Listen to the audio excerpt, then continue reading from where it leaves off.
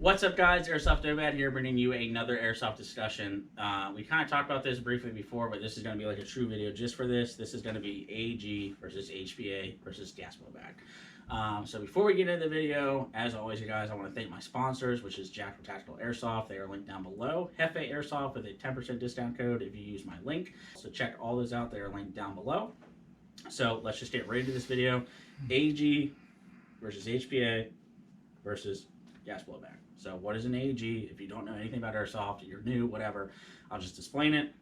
AEG basically just means it's ran off a battery. It has gears. It's got a gearbox, well, off gearboxes, but it's got gears and pistons and internal moving parts that is controlled electronically with a battery and a trigger board. HPA would be a Polar Star or like an MTW that has an HPA engine in it, which is then ran off of compressed air and a battery, unless you have a mechanical HPA system. A gas blowback means that it runs off of propane, green gas, even to say a CO2 cartridge. And the gas blowback basically just means it runs off of gas. And then when you fire the replica, it's going to have a blowback to it. There are, of course, electric blowbacks like the KWAT-10, but gas blowback is one we cover. Most people know a gas blowback as a gas CO2 or green gas blowback pistol, which there's so many out there. You got the Elite Force, whatever, the TAP 45, you got blocks, and there's so many just different things out there. But in the realm of a full-size replica, you've got like the MP7 blowback, there's STAR blowbacks,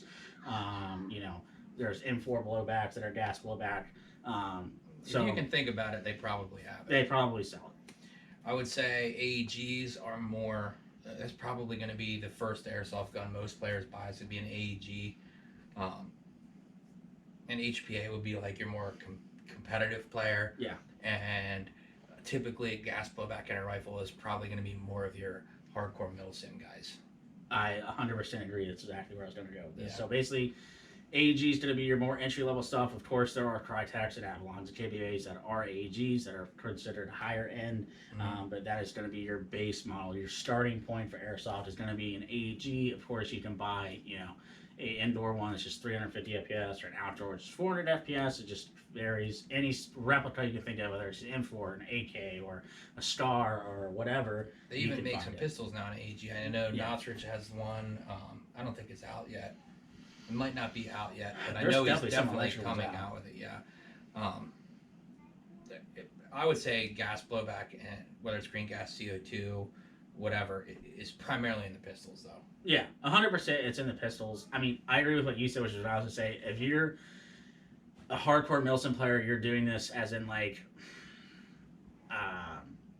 immersing yourself in it, gas blowback is probably the way to go, but there's a lot more maintenance, a lot higher cost.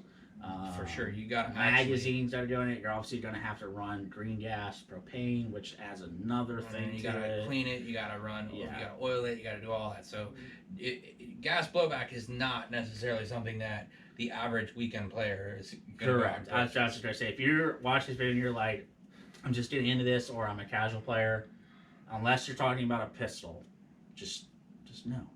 And even that with a pistol, I would recommend getting green gas because it's self-lubricating, whereas CO2, I just had to do it last week before I went out and played. You got to take all your guns apart, and you got to make sure they're oiled and everything else, or you're going to start breaking parts, blowing it apart. It just gets ridiculous. So AG is going to be your standard stuff, which would be like your G&G combat machines, Crytek's, Avalons, Vulcan guns, ASL. Those are all AGs. If you're talking HPA, of course, the big one right now is the MTWs, which come pre-installed. Then, of course, you have your Polar Stars. So basically, if you're serious about this game and you want that faster trigger response, you want the HPA system, that is one way to go, which basically an HPA, as I said, just runs off compressed air. Many people run them. You can find them on YouTube. You can look at my YouTube channel. I have multiple HPA guns. And I think HPA, when it, originally, it was like, if you're going to be a speed softer, you want HPA. But I've definitely seen over the last year, especially, more HPA coming into the rec play, HPA is getting big. Definitely getting big. I mean, basically what you're getting out of the HPAs is the better trigger response, which of course you can get with an AEG if you put a gate tighten in and upgrade them. But I think you're getting better range too.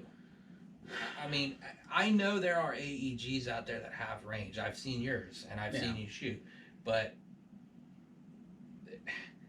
That is so subjective though to like your barrel, bucking, and hop up. I'll agree with that.